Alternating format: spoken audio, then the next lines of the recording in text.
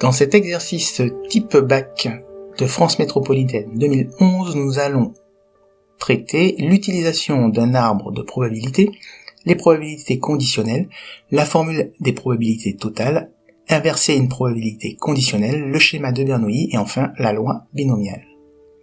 Vous pouvez essayer de faire chaque question, puis, une fois que vous aurez terminé, découvrir la correction détaillée.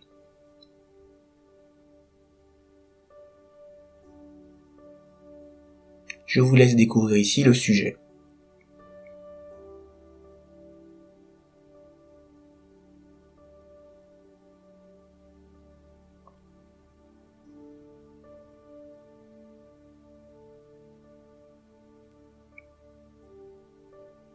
Nous allons noter les événements essentiels. T, le test est positif, V, la personne est contaminée par le virus. On nous demande ici de calculer différentes probabilités avec un arbre de probabilité. Voici l'arbre. Sur chaque branche, nous avons écrit les probabilités importantes.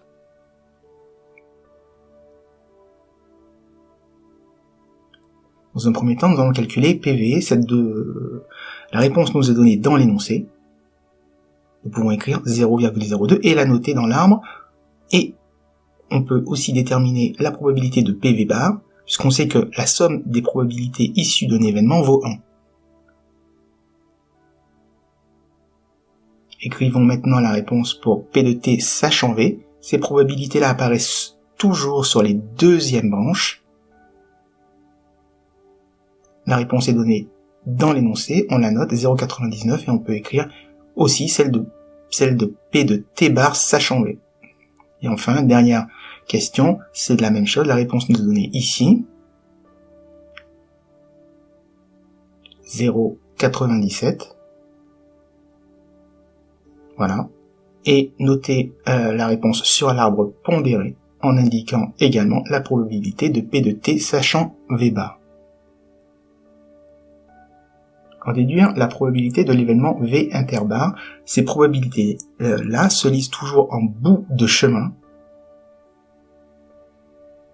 et sont le produit des deux probabilités antérieures, P de V fois P de T sachant V.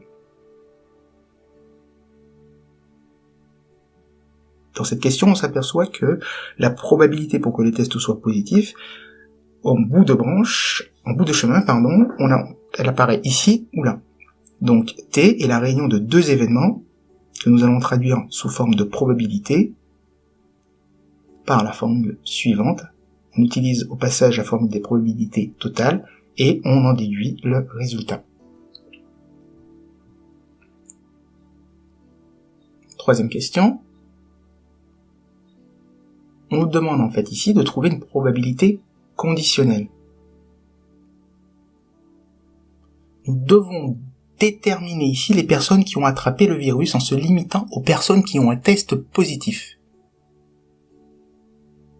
Mais ce n'est pas la même chose que de faire soit des personnes qui ont un test positif, sachant qu'ils ont le virus V. Ici, donc, on a P de V sachant T, qui vaut P de V inter T sur P de T, et P de T, on l'a calculé avant, donc on peut en déduire la réponse. Cette fois-ci, la question est plus simple parce qu'on voit clairement que c'est une probabilité conditionnelle. Le mot sachant que, les mots sachant et que apparaissent ici, et donc on peut calculer directement la réponse.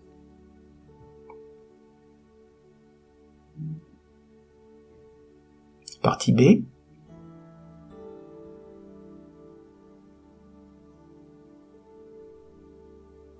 Alors on demande de vérifier ici que x suit une loi binomiale. La variable aléatoire x suit un schéma de Bernoulli, c'est-à-dire la répétition 10 fois de la même expérience de Bernoulli de paramètre p qui vaut 0,02. 10 expériences identiques et indépendantes sont effectuées. Chaque expérience a deux issues, soit la personne est contaminée, soit elle ne l'est pas. Et d'où sort ce 0,02 ? C'est tout simplement la probabilité que nous avions calculée tout à l'heure, ici, P de V égale 0,02. Calculer la probabilité qu'il y ait au moins 2 personnes contaminées parmi les 10. Puisque nous avons pu identifier nos lois binomiales, nous allons utiliser la règle qui nous permet de calculer donc justement cette loi, mais ici il y a un petit piège puisqu'on nous demande pour au moins 2 personnes, ce qui signifie que nous devons calculer toute cette somme-là. Mais c'est beaucoup trop long, donc on va faire par le passage aux événements contraires, on va dire que tout ça c'est 1 moins P de x égale 0 moins P de x égale 1. Alors, on peut utiliser la calculatrice pour trouver le résultat en utilisant ce qui est entouré en bleu et trouver donc la réponse.